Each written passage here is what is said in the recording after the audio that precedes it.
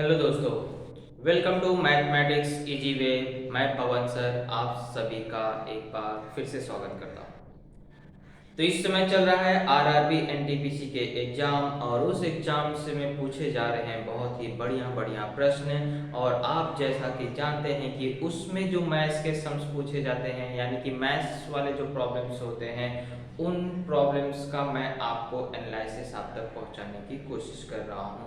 और उसके लिए आपके सपोर्ट की भी आवश्यकता है क्योंकि आपके द्वारा जो क्वेश्चंस मुझे भेजे जाएंगे उसी क्वेश्चंस का मैं एनालिसिस आप तक पहुंचा सकता हूं। फिर भी कोशिश मैं करता हूं कि आप यहाँ वहाँ से यहाँ मतलब किसी भी माध्यम से जो क्वेश्चंस मेरे तक पहुंच सकते हैं उन क्वेश्चनों को मैं जमा करने की कोशिश करता हूं और उसका एनालिसिस आप तक पहुंचाने की पूरी कोशिश कर रहा हूं। इसलिए दोस्तों आप सपोर्ट करने के लिए आप भी आपके पास जो क्वेश्चंस रहेगा वो आपको मैंने बताया है। अब बार बार मैंने ये नंबर दिया है कि आप इस नंबर पे क्या कर दीजिए, व्हाट्सअप कर दीजिए, जिससे मैं आप तक वह एनालिसिस आसानी से पहुंचा सकूं। तो दोस्तों आज भी मैं आपके पास मैथ्स का एनालिसिस लेके आया हूं, वो भी 2 फरवरी का। 2 फरवरी में क्वेश्चंस बहुत कम आए हैं मेरे पास। जो क्वेश्चंस आए हैं मैं उन्हीं का एनालिसिस आप तक पहुंचाने की पूरी कोशिश करूंगा।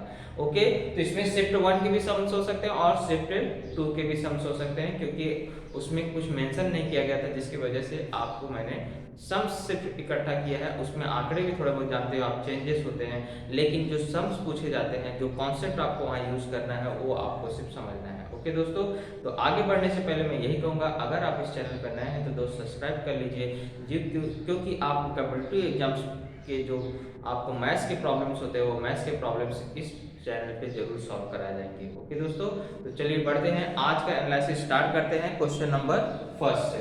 तो देखिए दोस्तों, क्वेश्चन नंबर फर्स्ट क्या आया था उसको हम लोग पहले देख लेते हैं। तो दोस्तों ज़्यादा से ज़्यादा इस वीडियो को शेयर करिए और अगर वीडियो अच्छा लगा तो लाइक भी करिए दोस्तों, लाइक, क्योंकि आपको हम लोग मेहनत कर रहे हैं तो मेहनत को सफल बनाने के लिए आपका सपोर्ट बहुत जरूरी है। तो दोस्त क्वेश्चन फर्स्ट इस प्रकार से था कि अगर tan a का मान दिया गया है, tan a बराबर है 3/4, तो मुझे पूछ रहा है sin a plus cos a का वैल्यू कितना होगा, ये आपको पूछा है। चलिए हम लोग क्या करेंगे, सबसे पहले जानते हैं tan a बराबर होता है 3/4। tan a बराबर क्या होता है 3/4। 3/4 असल tan a बराबर होता है सम्मुख भुजा बटे संलग्न भुजा। तो यानी कि मेरा जो ये है ये परपेंडिकुलर है और ये क्या है मेरा बेस है ना। तो मुझे क्या निकालना पड़ेगा, हाइपोटेनियस। हाइपोटेनियस यानी कि आप जानते हैं 3 4 5 क्या होता है, पाइथागोरस ट्रिपलेट है। 3 4 क्या है, 3 4 5 एक क्या है, पाइथागोरस ट्रिपलेट है। यानी कि अगर आपको सम्मुख भुजा का मान 3 दिया है, संलग्न भुजा का मान 4 दिया है, तो जाहिर सी बात है कर्ण का मान कितना होगा, 5 होगा। पाइथागोरस प्रमेय लगा के भी कर सकते हैं या आपको ट्रिपलेट याद है तो डायरेक्ट आप बता सकते हैं कर्ण क्या होगा, 5 होगा। तो sign A plus cos A का अगर आपको वैल्यू निकालना है तो साइन ए का जो फॉर्मूला होता है, फॉर्मूला मैंने आपको याद करने का तरीका बताया था। क्या तरीका बताया था, साइन को कॉस से, टन से प्यार हुआ, कोर्ट में शादी हुई, सेक और कॉसेक दो बच्चे हुए, बच्चों ने गाना गाया, ओ ए हा हा हा। फिर उल्टा ओ ए हा हा हा। तो इस तरह से आपको फॉर्मूला तैयार हो जाता है। तो यहाँ पे O मतलब होता है अपोजिट साइड। O मतलब क्या होता है, ये क्या हो गया अपोजिट साइड, ये क्या हो गया आपको A या एडजेसेंट साइड, और ये क्या हो गया हाइपोटेनियस। यही हमारा फॉर्मूला है। और यहाँ पे मैंने परपेंडिकुलर लिखा तो या आपको इसको परपेंडिकुलर भी बोला जाता है और इसको क्या बोला जाता है, बेस। एडजेसेंट साइड को क्या बोला जाता है, बेस भी बोला जाता है। तो A P और B का यूज करते हैं या O और A का यूज करते हैं। तो यहाँ साइन A का फॉर्मूला होता है सम्मुख भुजा बटे कर्ण यानी 3/5 प्लस कॉस का फॉर्मूला होता है संलग्न भुजा बटे कर्ण यानी 4/5। तो हम मैंने देखा कि इसका हर क्या है, डिनोमिनेटर क्या है, सेम है। डिनोमिनेटर सेम होता है तो हर की चीज को वैसे लिखते हैं और हर के अंश की चीज को क्या करते हैं, ऐड कर देते हैं। तो ये हो जाएगा मेरा 7/5, यही मेरा क्या है, राइट आंसर है। तो ये मैंने आपको सॉल्व करके दिखाया, आप इसे बहुत आसानी से माइंड में ही कैलकुलेट करके निकाल सकते हैं। ओके, चलिए बढ़ते हैं अगले प्रश्न की तरफ।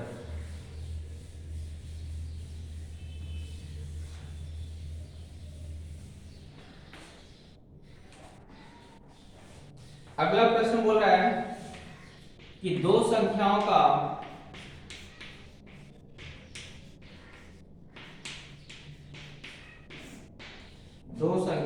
लसावी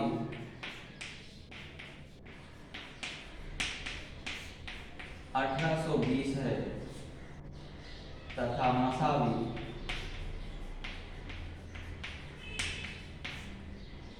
26 है। दो संख्याओं का लसावी 1820 तथा मसावी 26 है। यदि पहली संख्या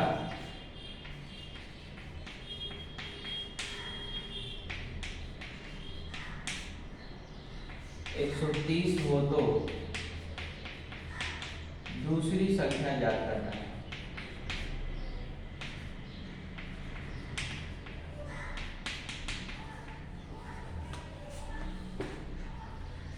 तो ये तो आपको कोई, आपके लिए तो बिल्कुल आसान बात है, क्योंकि आप जानते हैं first number into second number बराबर होता है एलसीएम इंटू एससीएम। ये हमारा फॉर्मूला है। अब ये फॉर्मूले में वैल्यू अगर मैं पुट करता हूँ 130 और सेकेंड नंबर आपको निकालना है, एलसीएम आपको दिया है 1820 और ये आपको दिया है 26। देखिए मैंने यहाँ पे शून्य से शून्य काट दिया, 13 एकम 13, 13 एकम 13, 13 चौक 52, यानी सेकेंड नंबर जो हो जाएगा वो क्या हो जाएगा 14 गुणे 26, है ना। तो 14 छंग 84, या इसको भी काट के यहाँ पे इससे भी गुणा कर सकते थे, जो सरल पड़ता है वही करिए। 14 छंग 84, यहाँ से लगा 8, 14 दूनी 28, 28 और 8 36, 364 क्या हो जाएगा, सेकेंड नंबर हो जाएगा। ओके, तो वीडियो को लाइक करते चलिए दोस्तों, लाइक करने में कोई भी कंजूसी ना करिए, आपके लिए मेहनत किया जा रहा है, आपको सपोर्ट करना है, तो लाइक करिए और दोस्तों के साथ ज़्यादा से ज़्यादा शेयर करिए। चैनल पर नए हैं तो सब्सक्राइब करिए, इतना आप हमारे मोटिवेशन के लिए जरूर करिए।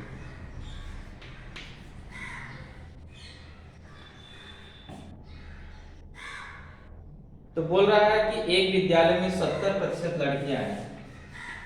एक विद्यालय में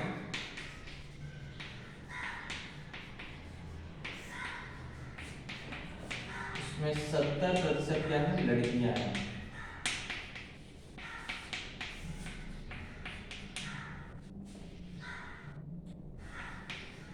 लड़कों की संख्या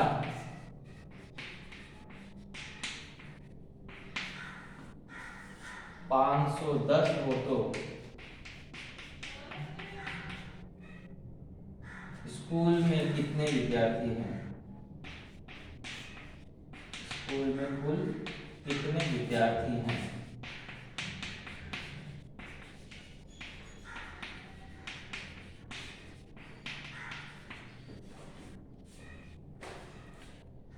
चलिए, कोई विद्यालय है उसमें गर्ल्स और बॉयज में बोला है कि गर्ल्स है 70%। जाहिर सी बात, अगर गर्ल्स 70% है तो सेकेंड पार्टी कितनी हो गई, बॉयज कितनी हो गई, 30%, तभी ना 100 होगा। तो 100 होने के लिए यहाँ पे बॉयज कितने हैं, 30%। लेकिन इस 30% की संख्या दिया गया है, कितना है 30% की संख्या, 510, क्योंकि यहाँ लिखा है देखो लड़कों की संख्या कितनी है, 510 है। अगर 30% की वैल्यू 510 है तो 1% की वैल्यू कैसे निकालेंगे? तो 1% निकालने का मतलब है 30% मतलब क्या होता है, 30/100, है ना। तो वहां पे जाके गुणा हो जाएगा, तो 30, आपको यहाँ पे 1% की वैल्यू निकालना मतलब आपको क्या करना है, इसमें 30 इसको डिवाइड कर देना है। तो डिवाइड करोगे तो आपको सिंपल सी बात, हमें 1% की वैल्यू अगर निकालना है तो ये देखिए 0 से 0 कट गया, 3 से भाग दिया, यानी कि 17 आ गया। तो 1% की वैल्यू कितनी आ गई, 17। मुझे क्या पूछ रहा है, कुल कितने विद्यार्थी होंगे, कुल कितने विद्यार्थी है, कुल कितने विद्यार्थी मतलब 100% की वैल्यू आपसे पूछ रहा है। किसकी पूछ रहा है? 100% की। तो 100% यानी कि 17 गुणे क्या कर दोगे? 100 कर दोगे, यानी 1700 विद्यार्थी टोटल हैं।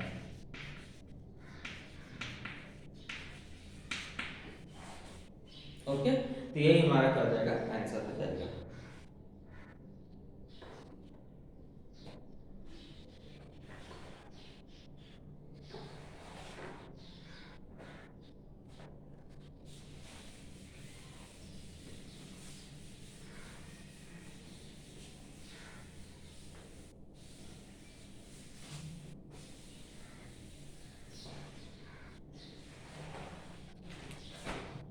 चलिए आगे के प्रश्न में आते हैं।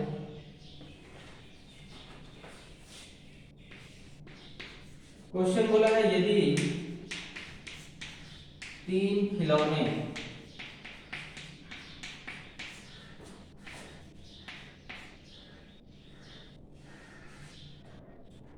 को 4 खिलौने के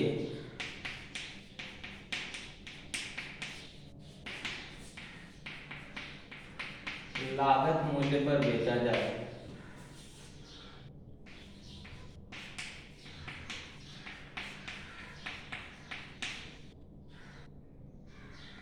तो प्रतिशत लाभ कितना होगा?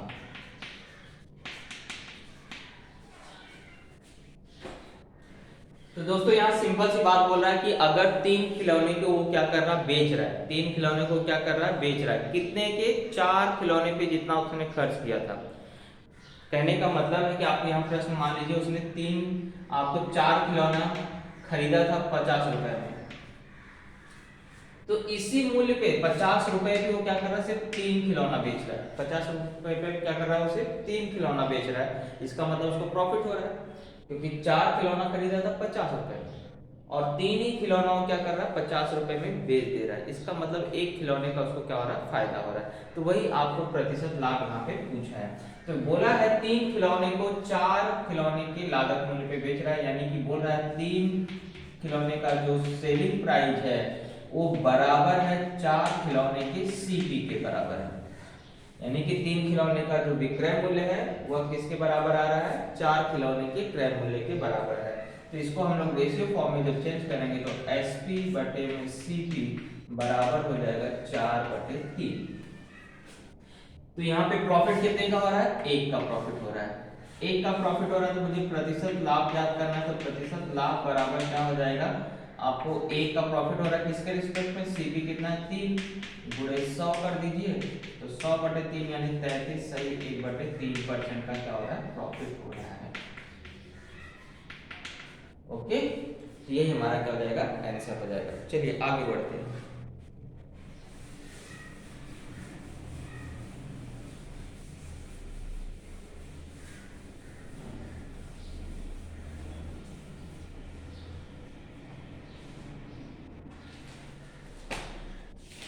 अगला प्रश्न है दो संख्याओं में से पहली संख्या 27 और दूसरी संख्या ज्ञात करो यदि उनका एलसीएफ और एचसीएफ का गुणनफल दिया गया है। तो सिंपल सी बात बोल रहा है कि एलसीएम और एचसीएफ का जो गुणनफल है वो आपको दिया गया है 2079 और उसमें से फर्स्ट नंबर जो है वो आपको दिया गया है 27। तो हमें सेकंड नंबर क्या है पूछा है। वही फॉर्मूला है दोस्तों, एलसीएम इंटू एचसीएफ बराबर first number into second number. ये आपको 2079 है बराबर 27 गुणे सेकंड नंबर। 9 से काट दिया, 9 तिया 27, इसको 9 से काटा 9 दूनी 18, 9 तिया 27 एक बार गया, फिर 3 से इसको काटा 3 सत्ते 21, 3 सत्ते 21 यानी सेकंड नंबर जो है क्या है 77 है। ओके, चलिए बढ़ते हैं अगले प्रश्न की तरफ।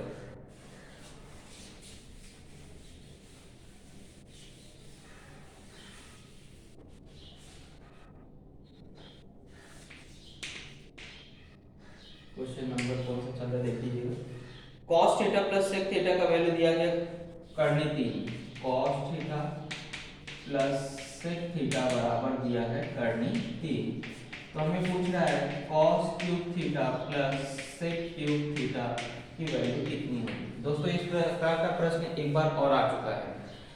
वहां पे साइन प्लस कॉसेक का वैल्यू दिया था, और आप देखिए जस्ट कॉस और सेक यानी उसका वैल्यू दिया है उसके अपोजिट का। इस तरह का प्रश्न आपको मैं फिर से समझा दे रहा हूँ कि जब भी आएगा तो दोस्तों बिल्कुल डरना नहीं। कॉस थीटा और सेक थीटा का रिलेशन देखिए, ये एक दूसरे के क्या होते हैं, अपोजिट होते हैं।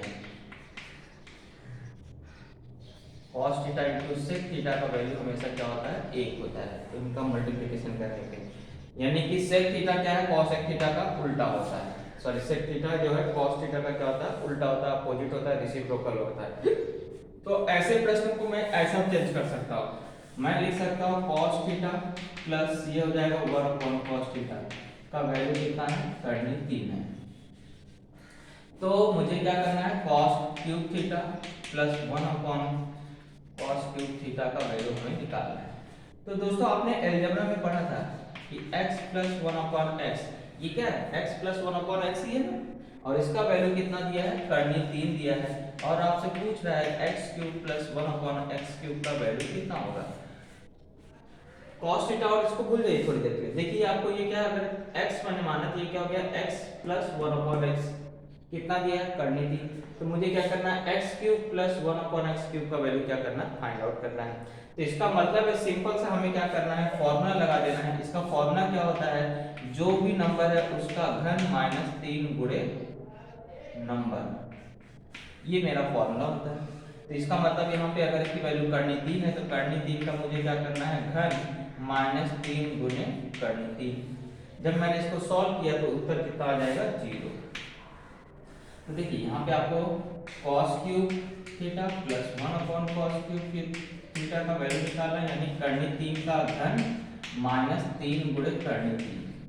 तो इसका घन क्या दिया जाएगा, 3 करनी 3 माइनस 3 करनी 3, यानी वैल्यू कितनी आ जाएगी, 0 आ जाएगी। ओके, तो इस तरह के प्रश्न जब भी एक दूसरे का अपोजिट वाला योगफल दिया है तो, और क्यूब पूछा चाहे स्क्वायर पूछा, तो यही फॉर्मूले से आपको जैसा आपने सॉल्व करना सीखा है अलजेब्रा में, वैसे ही आपको यहाँ पे भी अप्लाई कर देना है।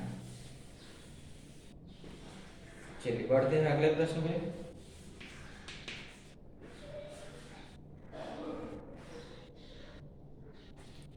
अगला प्रश्न है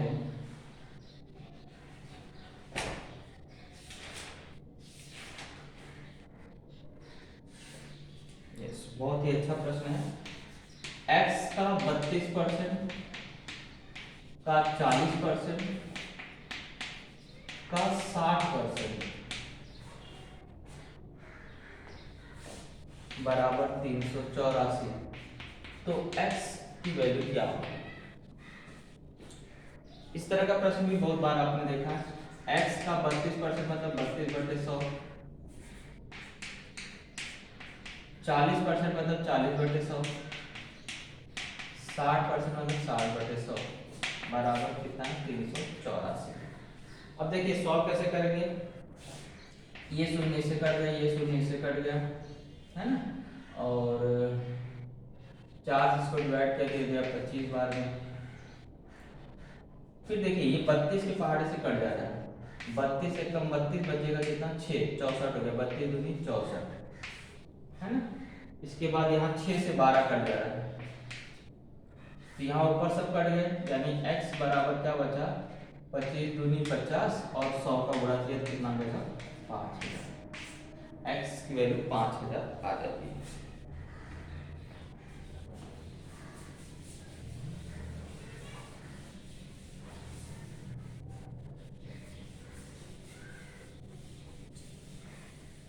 चलिए आगे प्रश्न बढ़ते हैं।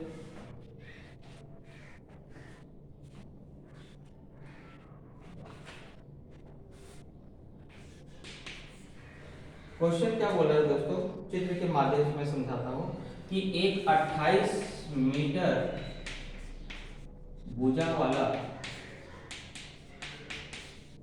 वर्ग के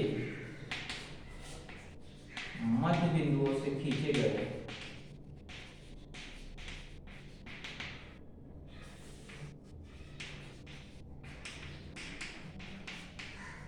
द्वैत्रिज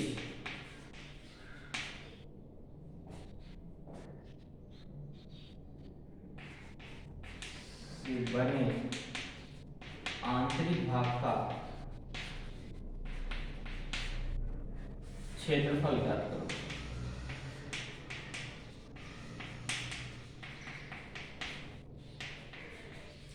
तो दोस्तों इस तरह से कुछ प्रश्न दिया था और वो बच्चे का पूरा सेंटेंस याद नहीं था।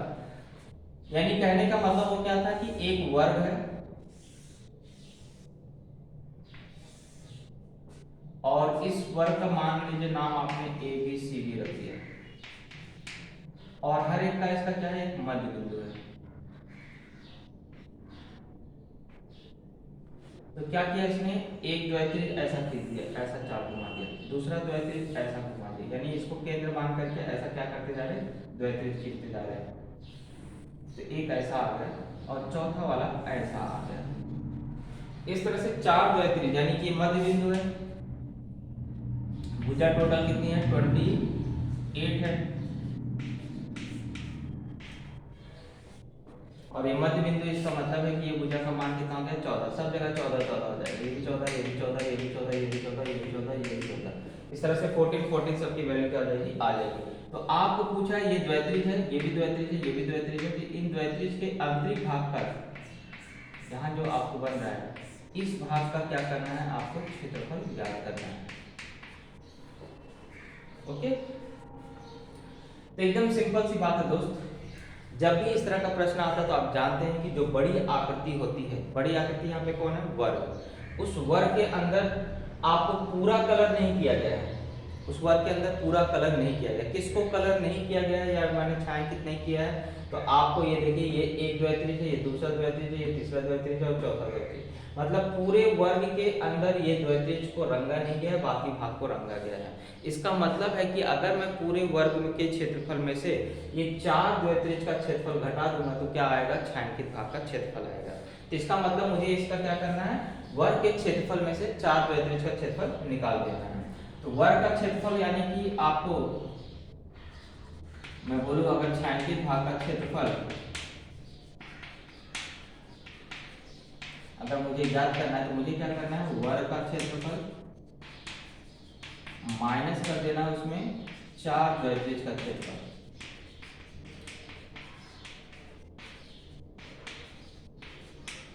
है ना।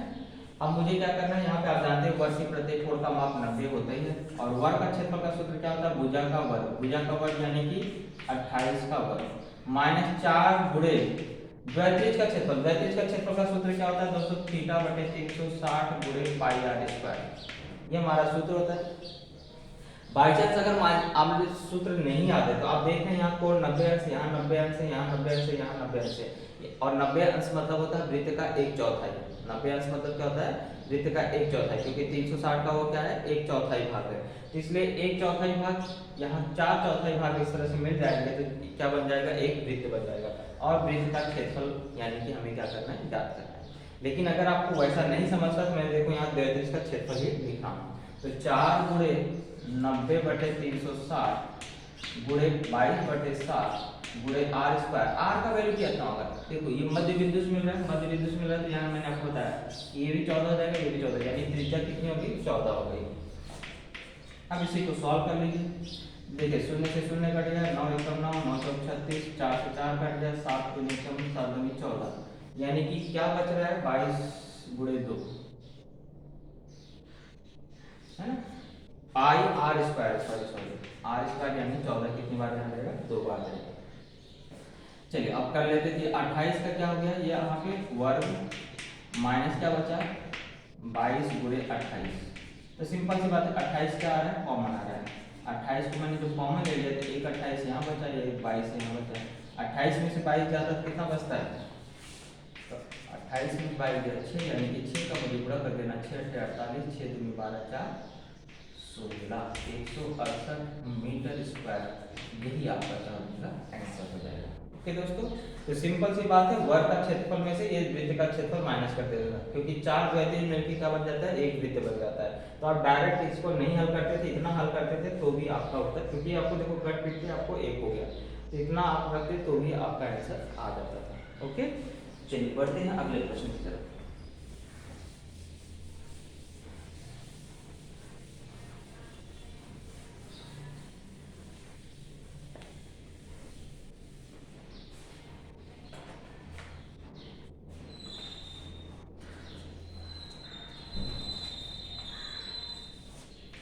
अगला प्रश्न है 1 प्लस टेन ए इंटू 1 प्लस 10 बी का वैल्यू अगर 2 है तो 10 ए प्लस बी का वैल्यू ज्ञात करें।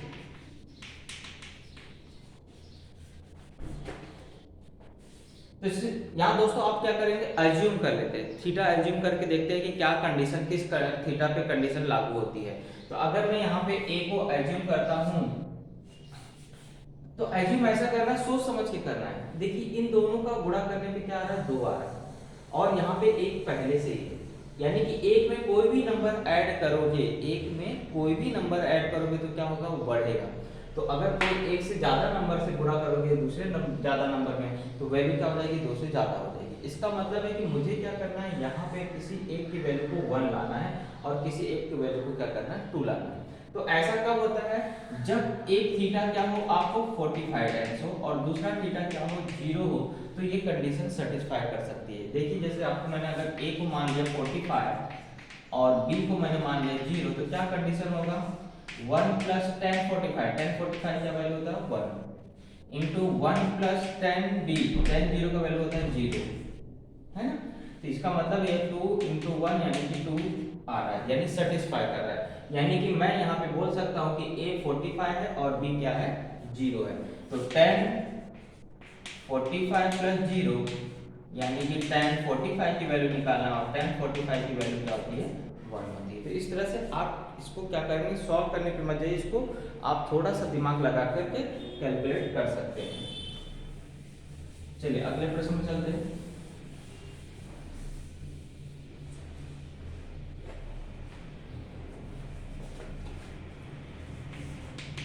बोल रहा है कि कोई मूलधन है, यानी प्रिंसिपल दिया गया है 1600 रुपए और समय दिया गया है आपको 2 वर्ष। सी आई और एस आई का अंतर दिया गया है 100, तो हमें रेट का फाइंड आउट करना है।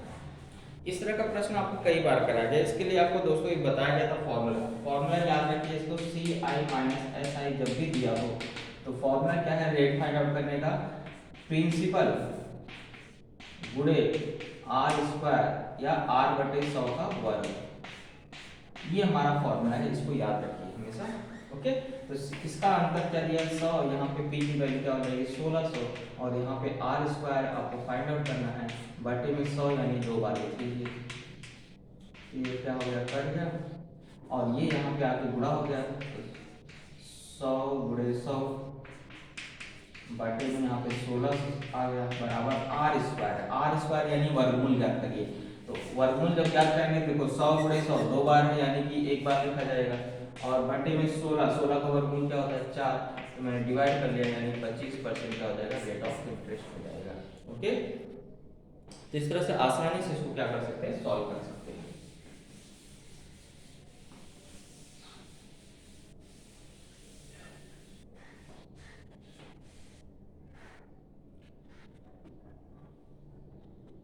चलिए आगे बढ़ते हैं।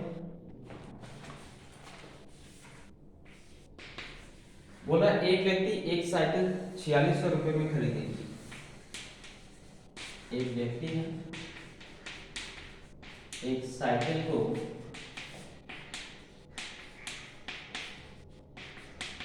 4600 रुपए में खरीदता है तथा उस पर कुछ मरम्मत खर्च करके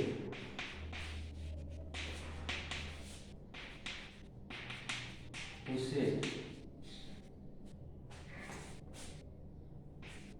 6% लाभ की दर से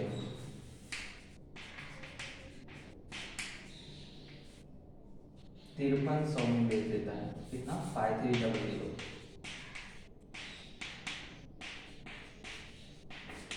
बेच देता है। तो हमें क्या करना है, मरम्मत खर्च ज्ञात करना है, उसने कितना मरम्मत खर्च किया था वो आपको क्या करना है, ज्ञात करना है। तो दोस्तों देखो 4600 रुपये में क्या किया था उसने, खरीदा था, लेकिन उसने क्या किया था, उसमें कुछ मरम्मत किया था। यानी कि मैं बोल सकता हूँ कि वस्तु का जो सीपी प्लस मरम्मत खर्च है, मरम्मत खर्च में यहाँ एक्स मान लेता हूँ। ओके, सीपी प्लस मरम्मत खर्च अगर आपको निकालना है, क्योंकि इसने बोला था 5300 में, यानी कि इसी खर्च पे उसने क्या किया था, आपको निकाला था किसका, एसपी, उसी खर्च पे आपको एसपी किया था, यानी कि आपको इसको फाइंड आउट करना है। तो मुझे ये अगर वैल्यू निकालना है तो इसकी वैल्यू कैसे निकलेगी, बराबर क्या हो जाएगा 5300। ओके, 5300 गुणे, देखो 6% का लाभ हो रहा है, यानी कि 100 बटे क्या हो जाएगा 106, क्योंकि आपको क्या करना है, सीपी निकालना है कि कितने वस्तु, उसका टोटल, उसका वैल्यू कितना हो गया। यानी 4600 में खरीदा था, लेकिन 4600 उसका सीपी है क्या, नहीं, उसने क्या किया था, उसमें कुछ खर्च किया था। तो कुछ खर्च किया, तो वो खर्च हमें क्या निकालना है, ज्ञात करना है। तो सीपी प्लस मरम्मत खर्च बराबर 5300 गुणे 100 बटे 106, क्योंकि 6% का लाभ हो रहा है, यानी 106, क्योंकि हमें वो निकालना है कि उसका टोटल खर्च कितना होता है। 4600 प्लस कितना उसने क्या किया था, ऐड किया था, जो इस रकम को प्राप्त हुआ था। तो यहाँ पे हाँ सॉल्व करेंगे तो 106, 53 दूनी 106 होता है, यानी ये 100, ये 2 बार, ये काटा तो क्या हो गया 5, 50, तो 50 गुणे 100 कितना हो गया 5 हो गया। और यहाँ सीपी की वैल्यू दिया है 4600, और ये एक्स है, एक्स वहाँ बराबर क्या हो जाएगा, घट जाएगा, घट जाएगा, यानी 400 रुपये उसने क्या किया था, मरम्मत खर्च किया था। ओके दोस्तों, ये देखिए सीपी प्लस मरम्मत खर्च, ये उसका क्या हो गया टोटल, मान लीजिए क्रय मूल्य, ये टोटल क्या है उसका क्रय मूल्य। और क्रय मूल्य निकालना रहता है, सेलिंग प्राइस अगर दिया रहता है, क्रय मूल्य निकालना हो, अगर सेलिंग प्राइस निकालना, सेलिंग प्राइस दिया हो, तो आप बस रेशियो को क्या करते हैं, उल्टा कर देते हैं, 100 ऊपर आ जाता है और टोटल प्रॉफिट या लॉस जो है वो आपको नीचे आ जाता है। ओके, इसको सॉल्व किया तो टोटल आपको बताया गया 5000 रुपया उसका क्या हो गया था, खर्च हुआ था। लेकिन उसने खरीदा कितने में था, 4600 में, यानी कि मरम्मत उसने कितना किया था, 400 रुपये का। ओके,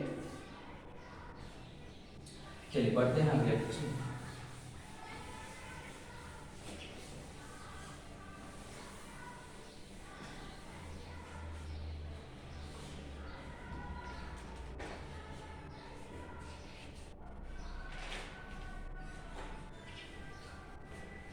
अगला क्वेश्चन इस प्रकार से कि अगर x cube plus 1 upon x cube का वैल्यू क्या है 18, तो एक्स प्लस 1 अपॉन एक्स की वैल्यू क्या होगी। इसको बाय ऑप्शन से करेंगे तो बहुत अच्छी बात है। बाय ऑप्शन से करेंगे मतलब जो ऑप्शन में दिया है वो वैल्यू को यहाँ पे क्या करिए, सब्स्टिट्यूट करिए, देखिए क्या वो सेटिस्फाई कर रहा है। अगर ये सेटिस्फाई हो गया तो यहाँ पे उसकी वैल्यू वही आ जाएगी। ओके, लेकिन अगर आपके पास ऑप्शन नहीं है, तो ऑप्शन नहीं है तो आप अपने आप से यहाँ पे वैल्यू को सब्स्टिट्यूट करके देख सकते हैं। तो सब्स्टिट्यूट करते समय यहाँ ध्यान ले जाइए कि यहाँ पे टोटल है 18, और इस फॉर्मेट में आपने देखा है कि अगर x प्लस 1 अपॉन एक्स की वैल्यू मुझे अगर यहाँ पे दिया है 2, तो मेरा वैल्यू क्या हो जाएगा, ट्रायल एंड एरर मेथड से जाइए ना। अगर इसकी वैल्यू को मैं अज्यूम करता हूँ 2 है, तो ये क्या हो जाएगा x square plus 1 upon x square की वैल्यू कितनी आ जाएगी, अगर अच्छा क्यूब निकाला ना, अगर मैं क्यूब करता हूँ इसका तो क्या हो जाएगा 2 का घन 8 माइनस 3 गुणे 2, यानी 8 माइनस 6 कितना आ रहा है 2, सेटिस्फाई हो रहा है क्या 2, नहीं। तो इसके बाद x प्लस 1 अपॉन एक्स की वैल्यू को क्या करिए 3 एज्यूम कर दीजिए। तो इसको 3 एज्यूम किया तो x cube plus 1 upon x cube का वैल्यू कितना हो जाएगा 3 का घन, 3 का घन कितना हो गया 27 माइनस 3 गुणे 3, तो 27 माइनस 9 18, यानी सेटिस्फाई कर रहा है। हमारी वैल्यू क्या आ गई, आंसर क्या आ गया 3 आ गया। तो इसको ट्रायल एंड एरर मेथड से क्या कर सकते हैं, सॉल्व कर सकते हैं। क्योंकि दोस्तों देखिए यहाँ पे घन छोटी संख्या है, छोटी संख्या है तो आप आसानी से क्या कर सकते हैं, वैल्यू 1 2 3 पुट करके आसानी से चेक कर सकते हैं। वैसे भी इतना अंदाज आपको लग गया होगा कि यहाँ पे माइंड में कैलकुलेट हो सकता है 2 का घन 8, 8 में से अगर मैं 6 घटाऊंगा तो 2 ही आएगा, बहुत छोटी संख्या आ रही है। तो इसलिए 3 पे ये क्या करेगा, एकदम सेटिस्फाई करेगा, या अंदाज आपका सही जाएगा। या दूसरा तरीका था, मैंने बताया कि आपको ऑप्शन में जो दिया था उससे भी आप वैल्यू को वहां पे रख के चेक कर सकते हैं। चलिए आगे बढ़ते हैं। बोल रहा 2 वस्तुओं का क्रय मूल्य, 2 वस्तुओं का क्रय मूल्य 4000 रुपये है। एक वस्तु को बेचने पर 15% का लाभ तथा दूसरी पर 15% की हानि होती है।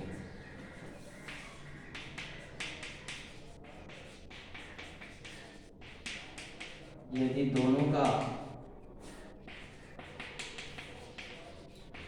क्या है, विक्रय मूल्य समान है, विक्रय मूल्य समान हो तो प्रत्येक का क्रय मूल्य ज्ञात करो।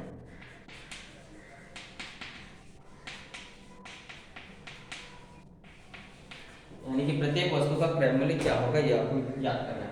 तो देखो सिंपल सी बात है, दो वस्तु है, एक ए है और एक बी है। ओके, ए और एक बी, मतलब मैं मान लेता हूँ दो वस्तु है, ए और बी है। तो बोला है कि दोनों का विक्रय मूल्य समान है, एक पे 15% की लाभ हो रहा है और एक पे 15% की हानि है। तो विक्रय मूल्य कैसे निकलता है, ये क्या है, मान लीजिए एक पहली वस्तु का क्या है, क्रय मूल्य, ये दूसरी वस्तु का क्या है, क्रय मूल्य है। तो विक्रय मूल्य कैसे निकालते हैं, एक गुणे जितना भी आपको प्रॉफिट हो रहा है, पहले भी प्रॉफिट हो रहा है तो 105 बटे में क्या आ जाएगा, 100, है ना। ऐसे ही आपको सेलिंग प्राइस निकाला जाता है, जितना उसका क्रय मूल्य रहता है उसका 105% बट 105% मतलब बटे में 100। और बी पे हानि हो रही है, दूसरी वस्तु पे हानि हो रही है, तो कितने की हानि हो रही है, 15, यानी कि 85 बटे में 100। तो क्या हो जाएगा, बी का 85%, यानी बी का 85 बटे 100। अब इसी को क्या करेंगे, सॉल्व करके 100 से 100 काट गया, 15% है नहीं, सॉरी 115 हो जाएगा। इसको काटा तो आपको 23 बार गया और इसको काटा तो 17 बार, यानी ए और बी का जो सेलिंग कॉस्ट प्राइस का रेशियो है वो क्या हो जाएगा, 17/23। लेकिन आपको टोटल दिया है, दोनों वस्तुओं का क्रय मूल्य कितना है, 4000, यानी कि 40 की वैल्यू कितनी दिया गया है, 4000। तो एक की वैल्यू कितनी हो गई, 100, एक की वैल्यू 100 हो गई, तो ए का क्रय मूल्य कितना हो जाएगा, 17/100, यानी कि 1700 हो जाएगा। और बी का जो आपको है 23/100, यानी कि 2300 हो जाएगा। इस तरह से दोनों वस्तुओं का क्रय मूल्य आपको ज्ञात हो गया।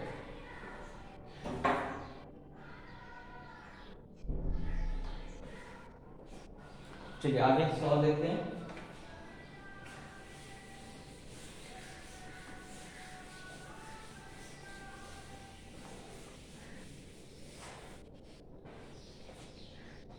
यस, बोला 3 घंटियां, क्या है, 3 घंटियां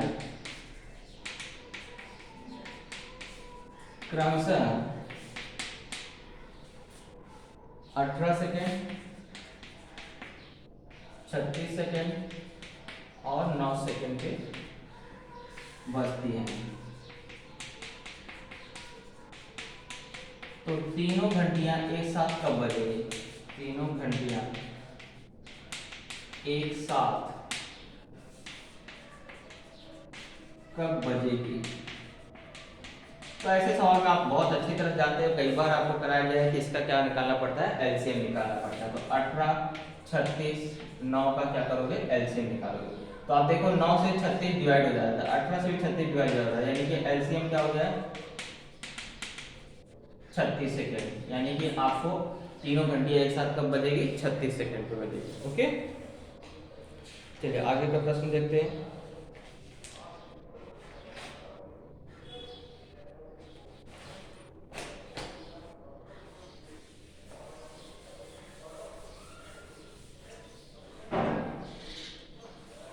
अगला क्वेश्चन है कि करनी के अंदर आपको बोला है 10 धन करनी के अंदर 221 धन करनी के अंदर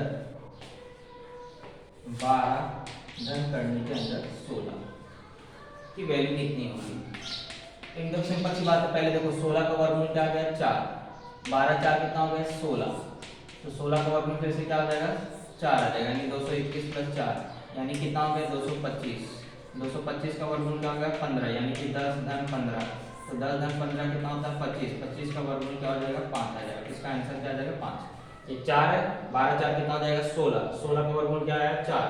तो 221 में 4 जोड़ा, 221 में 4 जोड़ा तो होगा 225। 225 का वर्गमूल क्या है, 15, यानी 10 धन 15 25। 25 का मान क्या आएगा, मान क्या आएगा, वर्गमूल 5 आएगा। इस तरह से आप आंसर निकाल सकते हैं। इसका आंसर क्या आएगा, 5। अगला क्वेश्चन है कि tan 45 minus tan 30 upon 1 plus tan 45 into tan 30। इसको देखिए, आपको मैं दो तरीके से कराऊंगा, एक तो वैल्यू सब्स्टिट्यूट करके, एक डायरेक्ट। आप डायरेक्ट वाला पहले बता देता हूँ। डायरेक्ट आप देख रहे हैं कि ये tan a माइनस बी का क्या है, फॉर्मूला है। tan a माइनस बी का ये क्या है, फॉर्मूला है।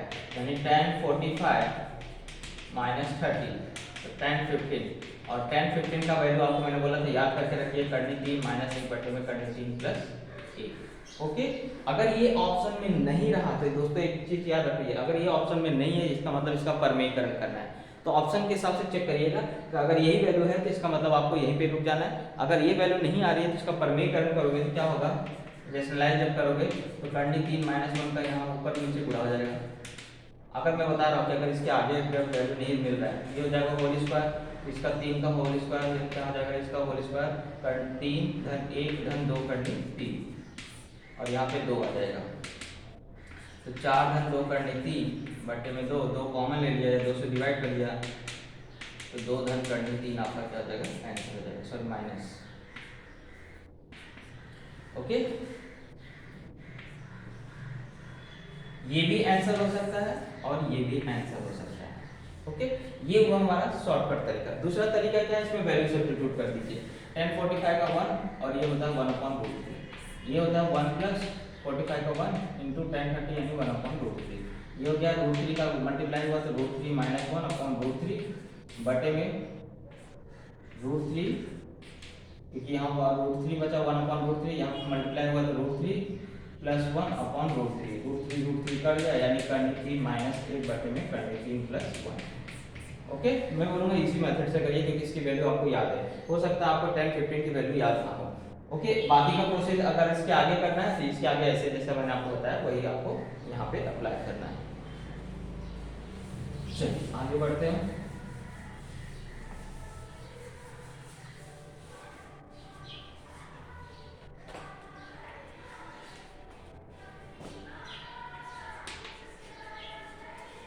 बोला पानी और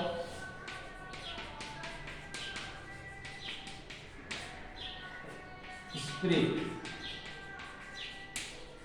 का 50 लीटर का मिश्रण है।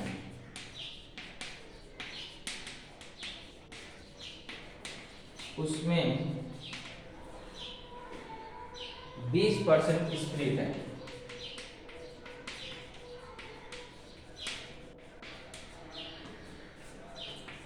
यदि उस मिश्रण में 10 लीटर पानी ऐड किया जाए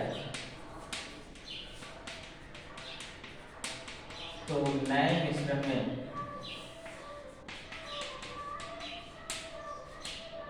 स्प्रिट का परसेंटेज बताइए,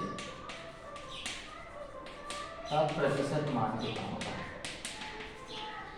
एकदम सिंपल सी बात है दोस्तों, पहले पता कर लेंगे कि 50 लीटर में कितना स्प्रिट है। 50 का 20%, 50 का 20% मतलब हो गया आपको बटे में 100, यानी 0 से 0 कट गया तो 10 लीटर क्या है, स्प्रिट है। 50 लीटर में क्या है, 10 लीटर स्प्रिट है। ओके, अब बोल रहा है कि मैं क्या कर रहा हूँ, 50 लीटर में 10 लीटर पानी ऐड कर रहा हूँ। 10 लीटर क्या कर रहा हूँ, पानी ऐड कर रहा हूँ, यानी कि अब टोटल आपको कितना हो गया, 60 लीटर का मिश्रण हो गया।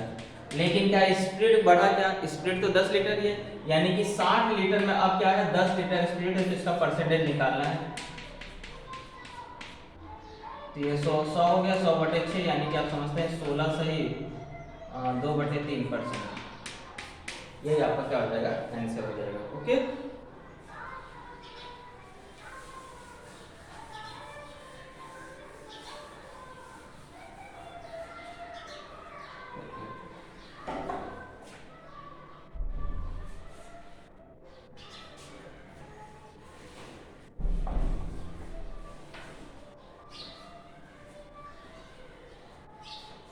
चलिए अगले क्वेश्चन पे देखते हैं। बोला है एक आयत है, आयत यानी रेक्टेंगल है, और इस रेक्टेंगल में लंबाई और चौड़ाई का जो अनुपात है वो दिया गया 3:4 है। उसकी परिमिति दिया गया है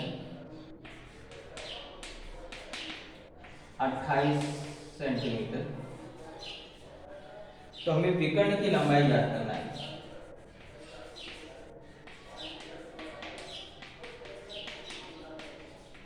एकदम सिंपल सी बात है दोस्तों, ऐसा आपको एक आयत है, आयत में आपको बोला है कि ये 3 है ये 4 है, रेशियो में फॉर्म में चेंज देखिए, मान लीजिए इसकी वैल्यू 3 और 4 ही है और मुझे क्या करना है, इसकी वैल्यू निकालना है विकर्ण की। तो ये पाइथागोरस ट्रिपलेट में आपको क्या दिखाई दे रहा है 5। तो मुझे ये नहीं मालूम कि ये रेशियो का जो सामान्य गुणज है वो कितना है, यानी कॉमन मल्टीपल क्या है वो पता है। तो आप उसको क्या मान सकते हैं, x मान सकते हैं, है ना। तो यानी कि l बराबर क्या हो गया 3x, b बराबर क्या हो गया 3x, सॉरी 4x, है ना। और आपको इसकी विकर्ण की लंबाई सॉरी परिमिति दिया गया, यानी कि 2 × l + b बराबर कितना है 28। 2 से मैंने इसको डिवाइड किया 14, l + b यानी दोनों को जुड़ गया तो 7x की वैल्यू कितनी हो गई 14, तो x की वैल्यू कितनी हो गई 2। अब ये 2 इसमें क्या करें मल्टीप्लाई कर दीजिए, इसमें मल्टीप्लाई किया 2 का, यानी कि विकर्ण की लंबाई आ गई 10